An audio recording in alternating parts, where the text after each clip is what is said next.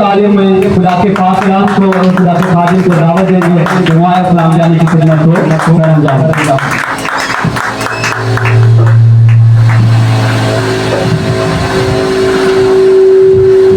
खुदावंद के जिंदा और जलाली नाम में आप सबको सलाम। खुदावंद की सलामती आप सब पर हो। मैं सबसे पहले शुक्रगुजार हूँ पास्टर मुजफ्फर भट्टी का, जिन्होंने ये मौका दिया कि मैं खुदा के पाकलाम को आप तक पहुँचाऊँ, ताकि आप इस पाकलाम को सुनकर अनसुना ना करें बल्कि उस पर ईमान लाने लग सकें। तो आए मेरे साथ निकालें मत्ती 26 बाब उसकी 41 आयत। ज़्यादा टाइम नहीं लूँगा मैं आपका। खुदावंद के पाकलाम में लिखा है, जागो और दुआ करो ताकि तुम आजमाइश में ना पड़ो। ये आयत तो पढ़ने में बहुत छोटी सी है, लेकिन इसके अंदर की गहराई और खुदावंद के पाकलाम को समझने की हिकमत है। तो हमें इस पाकलाम को सुनना है और उस पर अमल करना है। ठीक है, रोमियो 10 बाब में लिखा है, ईमान सुनने से पैदा होता है, सुनना मसीह के कलाम से। जब हम खुदावंद के पाकलाम को सुनते हैं, उस पर अमल करते हैं, तो हम बरकत पाते हैं। तो सबसे पहले तो मैं आप लोगों से पूछना चाहूँगा कि अपने घर में दुआ कौन कौन करता है? सब करते हैं। एक टाइम होगा आप लोगों का दुआ का। 3 टाइम हम लोग खाना खाते हैं। हमारा एक टाइम होता है। सुबह नाश्ता हम लोगों ने 9 बजे करना है, दोपहर का खाना 1 बजे खाना है, रात का खाना हम लोगों ने 9 बजे खाना है। तो मैं आप लोगों से यही कहना चाहूँगा, आप लोग एक टाइम बनाएं दुआ के लिए, जिससे आप खुदा से बातचीत कर सकें। वैसे तो हम लोग अपने दोस्तों से, भाइयों से, बहनों से तो बातचीत करते हैं, लेकिन खुदा को हम कब टाइम देते हैं? हमारे पास 24 घंटे होते हैं, उनमें से हम कितना टाइम देते हैं? तो आज मैं आप लोगों को बताऊंगा कि दुआ करने का तरीका, किस तरह दुआ करनी है और खुदा से किस तरह मांगना है। पाकलाम के अंदर लिखा है, जागो और दुआ करो ताकि आजमाइश में ना पड़ो। जागने के हवाले से बात करूंगा। रोमियो 13 बाब 11 आयत अगर हम देखते हैं तो वहां पर खुदा के पाकलाम में लिखा है, और वक्त को पहचान कर ऐसा ही करो, इसलिए कि अब वो घड़ी आ पहुंची कि तुम नींद से जागो। अब वो घड़ी आ पहुंची कि तुम नींद से जागो। तो अब हम जागने की जरूरत है। खुदा के पाकलाम को सुनना है, उस पर अमल करना है, क्योंकि आगे लिखा हुआ है, क्योंकि जिस वक्त हम ईमान लाए थे उस वक्त की निस्बत अब हमारी निजात नजदीक है। तो दुआ की हमें बहुत ज़रूरत है, क्योंकि जिस तरह भाई ने बोला, शैतान हर घर के अंदर काम कर रहा होता है। क्योंकि इन परेशानियों से निकलने के लिए हमारे पास एक ही हल है, वो है दुआ। तो सबसे पहले जब हम खुदा के हजूर झुकते हैं ना, तो हमने अपने खुदा की जी भर के शुक्रगुजारी करनी है। देखिए, जब हम खुदा के घर आते हैं तो हम सबसे पहले प्रस्तिश करते हैं, अपने खुदा की जी भर के प्रस्तिश करते हैं और अपने खुदा का शुक्र अदा करते हैं कि खुदा आपने हमें इस लायक बनाया कि हम आपके घर आए, आपके पाकलाम को सुने। उसके बाद जो नेक्स्ट टॉपिक है वो है तारीफ। हम यहाँ प्रस्तिश के वसीला से खुदा की तारीफ करते हैं कि खुदा हमें छू बरकत दे, पाकलाम को समझें, उस पर अमल करें। और तीसरा जो है ना, उसके बाद परेशानियाँ, मुश्किलात। फिर हम दुआ के हजूर ही खुदा के मुश्किलात और परेशानियों को खुदा से कहते हैं कि इनको दूर कर। तो हमें ज़रूरत है कि दुआ के अंदर हम ज़्यादा से ज़्यादा टाइम गुजारें। अगर हम मत्ती 4 बाब और 7 आयत देखें, खुदा के पाकलाम में यीशु ने उससे कहा, किससे कहा? शैतान से, क्या शैतान दूर हो। फिर आगे लिखा है कि तू अपने खुदा की आजमाइश ना कर। देखिए, शैतान यीशु मसीह को भी आजमा रहा था। शैतान यीशु मसीह को भी आजमा रहा था कि मैं तुझे ये सारी सल्तनत दे दूंगा, जो कुछ तू चाहेगा वो दे दूंगा। उस शैतान को ये नहीं पता कि इन सब चीजों के ऊपर इख्तियार किसका है? यीशु मसीह का। वो जो हमें दौलत से भर देता है, जो हमें अपने पाकलाम से भर देता है, तो हमें अपने खुदा के हुजूर झुककर दुआ करनी है और ज़्यादा से ज़्यादा टाइम हमने दुआ में गुजारना है। अभी आगे हमारे रोज़े आने वाले हैं तो उसमें हमें दुआ की सब ज़रूरत है। आप सब घरों में दुआ करें, एक टाइम बनाएं, खुदा के हुजूर झुकें, क्या खुदा ये मेरा टाइम है, इस टाइम मैं झुकूंगा आपके पास, आप मुझसे बातचीत करें। आपने मूसा को देखा, मूसा पहाड़ पे जाता था खुदा से मिलने, एक टाइम था उसका। इसी तरह मैं चाहता हूँ आप लोग एक टाइम बनाएं अपनी जिंदगियों के अंदर। जब आपकी जिंदगी के अंदर टाइम बनेगा तो खुदावंद आपसे मिलने आएगा। जब हमारी जिंदगी के अंदर कोई टाइम ही नहीं होगा, कोई प्लान ही नहीं होगा, तो हम किस तरह खुदावंद से मुलाकात करेंगे? तो ये दुआ ही एक रास्ता है जिससे हम खुदा से मिल सकते हैं, बातचीत कर सकते हैं। इसी तरह हम अगर देखते हैं, आगे पढ़ते हैं तो दुआ की अहमियत क्या है। आज हम दुआ के बारे में सीखेंगे क्योंकि दुआ हमें खुदावंद से मिलने का मौका देती है। हालेलुया, हालेलुया, सारा जलाल खुदावंद के नाम को मिले। दुआ से मुश्किलात खत्म होती हैं, परेशानियां खत्म होती हैं। अगर इन परेशानियों को ख़त्म करना चाहते हैं, ज़्यादा से ज़्यादा वक्त दुआ में गुजारें ताकि खुदा हमारी मुश्किलात को, परेशानियों को हमसे दूर करे। तो इसी तरह मैं आपको ज़करिया के बारे में बताऊंगा। ज़करिया कौन था? आप लोग सब जानते होंगे ज़करिया के बारे में। यूहन्ना बपतिस्मा देने वाले का बाप, ठीक है। तो वो एक काहिन भी था। तो दाऊद के पाकलाम में लिखा हुआ है कि ज़करिया के नाम का मतलब है यहोवा याद रखता है। वो हारून के घराने से था। ज़करिया की बीवी अलिशबा और उसका बेटा यूहन्ना था, जिसका मतलब है यहोवा फजल करता है। यूहन्ना का मतलब क्या है? यहोवा फजल करता है। वो एक बूढ़ा था। तो जब वो दुआ में आया, दुआ उसने की, तो फरिश्ता उसके पास आया। देखिए दुआ की कितनी बड़ी अहमियत है कि हम जब दुआ में झुकते हैं तो खुदावंद हमारी दुआओं को सुनता है। हम तो यहाँ से दुआ करके चले जाते हैं, लेकिन खुदा हमारे दरमियान में मौजूद है। खुदावंद हमारी दुआओं को सुनता है। इसी तरह कायम ने भी दुआ की, खुदा के हुजूर में झुका, खुदा से मांगा। हालांकि ज़करिया तो एक बूढ़ा इंसान था, बूढ़ा था, ये इंसान से तो मुमकिन नहीं है, लेकिन खुदा के लिए सब कुछ मुमकिन है। खुदा सब कुछ करने की कुदरत रखता है। तो फरिश्ता आया ज़करिया के पास दुआ के दौरान ही। फरिश्ता ने कहा, है ज़करिया, तेरी दुआ सुन ली गई है। खुदा ने उसको बेटा दिया, यूहन्ना।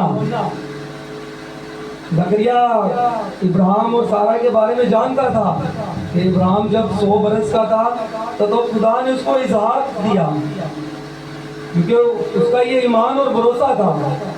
देखिए पाकलाम के अंदर मैंने शुरू में बताया, ईमान सुनने से पैदा होता है, सुनना मसीह के कलाम से।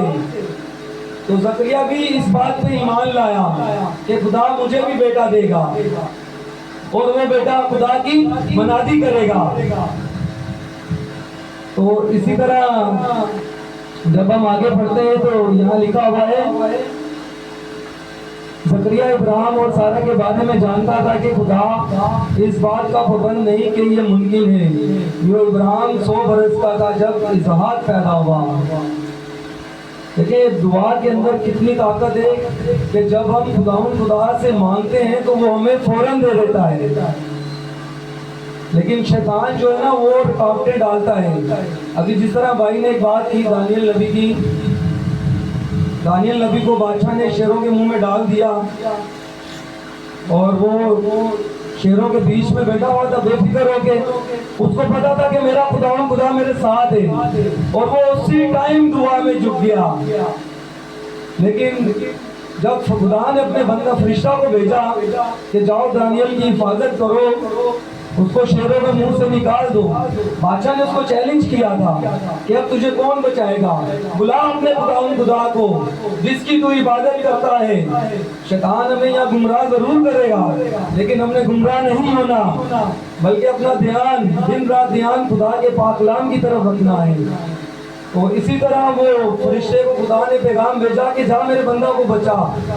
अगर खुदा चाहता तो वो मिनटों सेकंडों में काम हो जाता, लेकिन क्या है, बंदा को भेजा, क्योंकि जिस बंदा को फरिश्ता को भेजा था उसके रास्ते में बहुत सारी रुकावटें थी और वो शैतान की सोचें जो लड़ रही थी फरिश्ता के साथ, लेकिन दानियल ने अपनी दुआ को जारी रखा। उसने नहीं छोड़ा दुआ को, बल्कि वो अपनी दुआ में मजबूत रहा, खुदा के साथ रास्ते में रहा।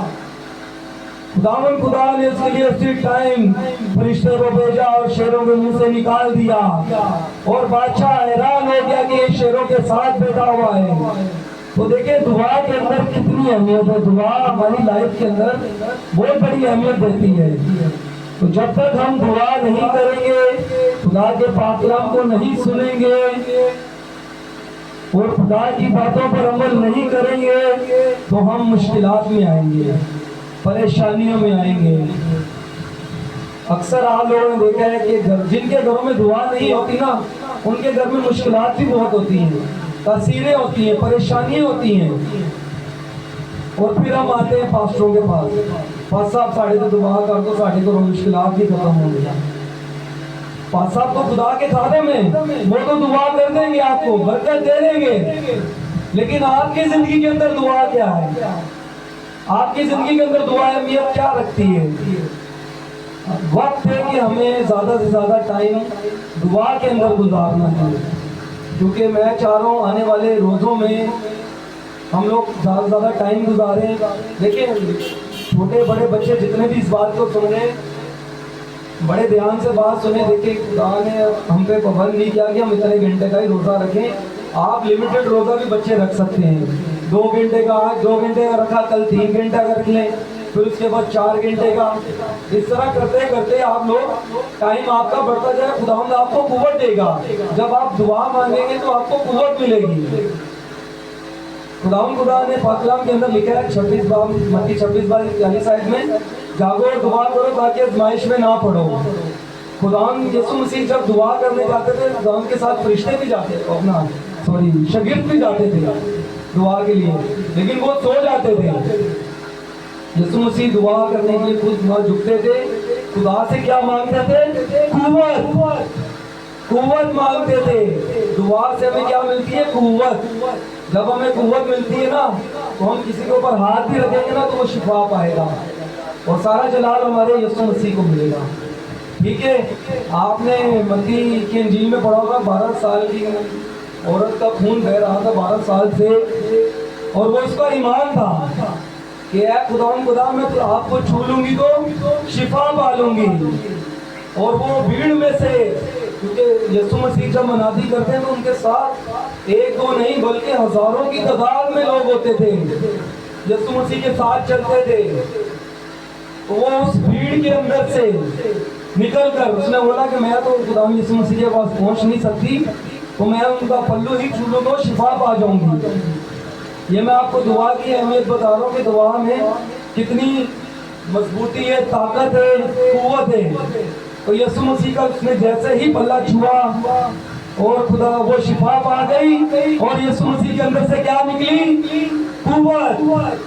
ये दुआ की अहमियत है। जब हम दुआ में झुकते हैं तो हमें कुव्वत मिलती है, ताकत मिलती है, हिकमत मिलती है। अभी भाई ने सुलेमान बादशाह के बारे में बताया कि सुलेमान बादशाह को खुदा ने कहा कि मांग, तू मुझसे क्या मांगता है?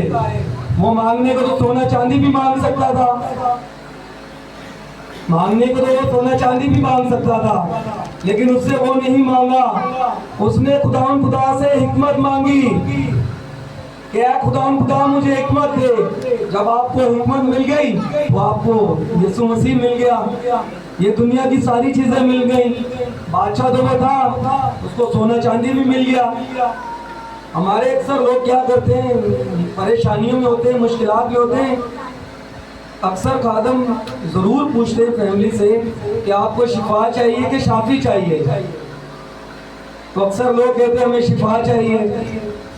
कुछ लोग जो समझदार होते हैं, जिस तरह सुलेमान बादशाह था, हिकमत और दुनाई मांगी, उसने कहा कि यार खुदा मुझे आप ही चाहिए, शाफी चाहिए।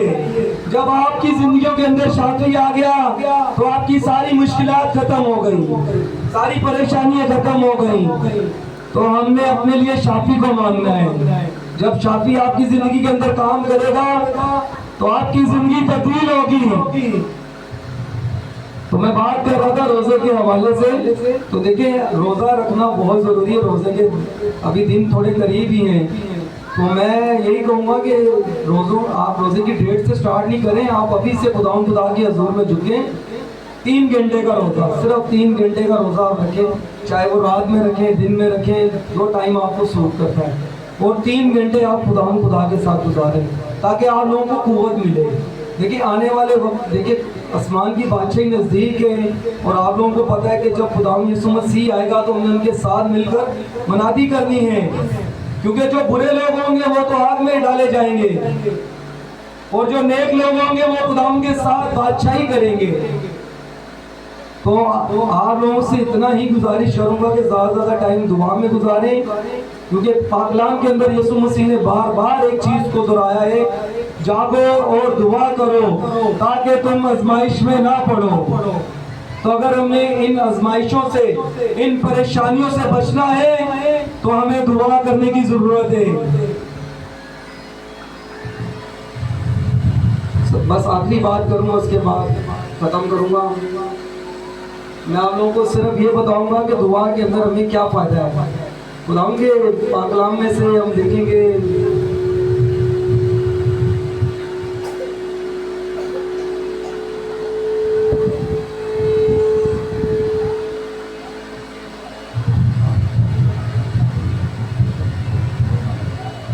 अय्यूब 21:15 है।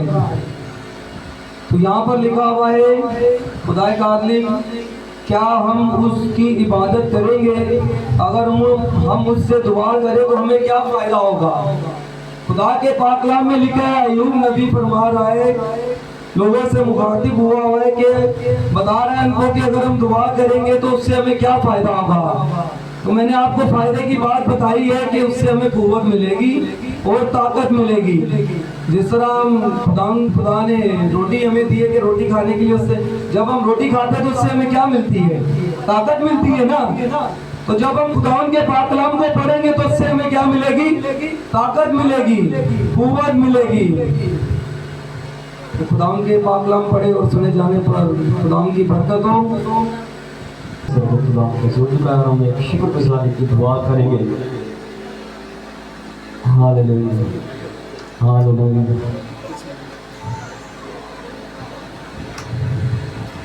आसमान बाप के सुनाम से हम तेरे शुक्रगुजार हैं आज के कलाम के लिए, तेरे खादिम की, तेरी बरकत, तेरा जोर, तेरी कुव्वत चाहते हैं। खुदा मुझे चाहता है कि तेरे लोग जागे और दुआ करें ताकि आजमाइश में ना पड़े। हम तेरी शिकायत करते हैं। फजल बख्श आए खुदा, वर्ल्ड लीडिंग चर्च और आलमगीर कलीसिया दुआया चर्च बन जाए हैं खुदा, और इस तरह तेरे सूर्य में मज़बा पर खड़े होने वाले बन जाए खुदा। आए बाप यीशु नाम से रखना में खड़े होने वाले बन जाए। और आए खुदा इसी तरह आए खुदा तमाम खिदमतगुज़ार, तमाम आए खुदा तेरे लोग ईमानदार आए खुदा इसी तरह शिफायत करने वाले बन जाए। तेरा शुक्र, तेरी तारीफ करते, तेरी आमद करते हैं बाप जी। तो मांगते तेरे प्यारे बेटे अपने खुदा के नाम में, आमीन, हालेलुया। खुदा